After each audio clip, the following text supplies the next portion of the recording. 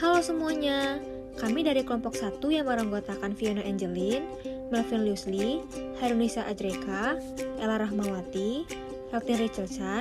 Kami akan menyajikan video edukasi dan juga dokumentasi dari hasil implementasi pada saat sosialisasi di Sekolah SMA Budi Dharma.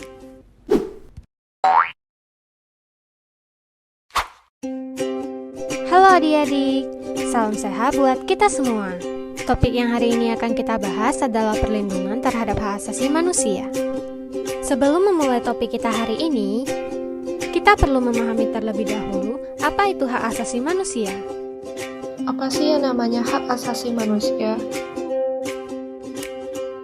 Jadi, hak asasi manusia adalah sebuah konsep hukum dan normatif yang menyatakan bahwa manusia memiliki hak yang melekat pada dirinya karena ia adalah seorang manusia.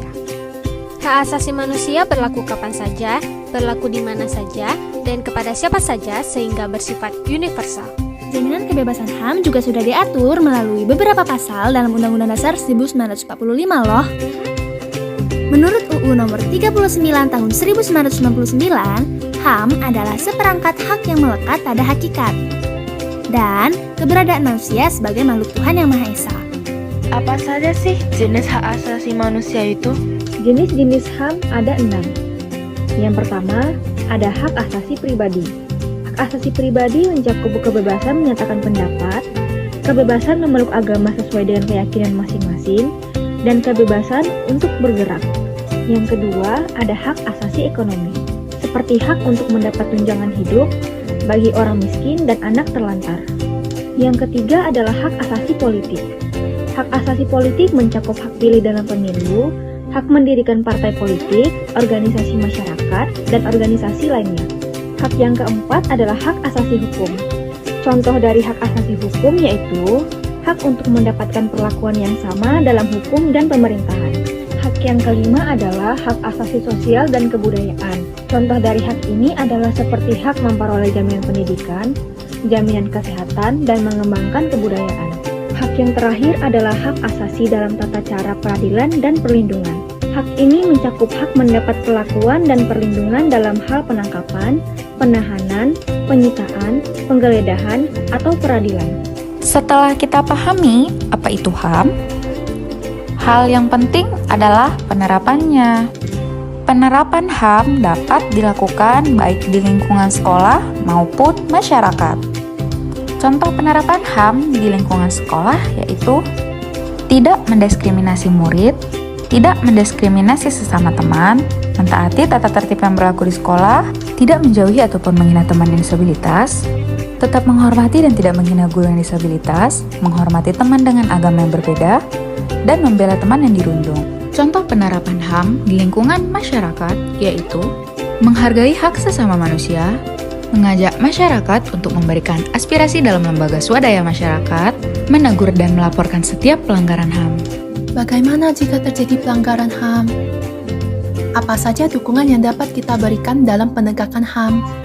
Ada beberapa dukungan yang dapat kita berikan sebagai masyarakat dalam penanganan dan penegakan HAM seperti menolak dengan tegas segala bentuk pelanggaran HAM, bersikap kritis terhadap upaya penegakan HAM, memberikan kepercayaan kepada pemerintah dan lembaga penegakan HAM, melaporkan setiap pelanggaran HAM, menyebarluaskan informasi mengenai penegakan HAM.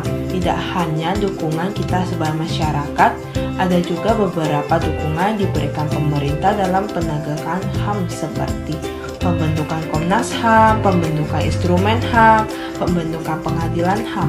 Nah, setelah mendengar penjelasan-penjelasan tersebut, apakah adik-adik sudah paham?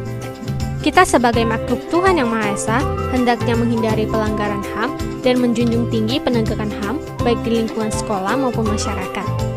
Dengan begitu, penegakan HAM itu nyata dan bukan hanya sebatas kata. Terima kasih dan sampai jumpa lagi.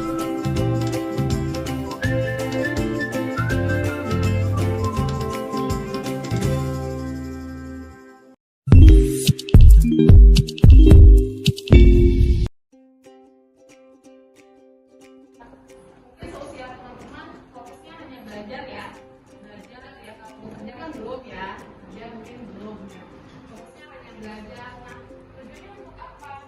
Ya,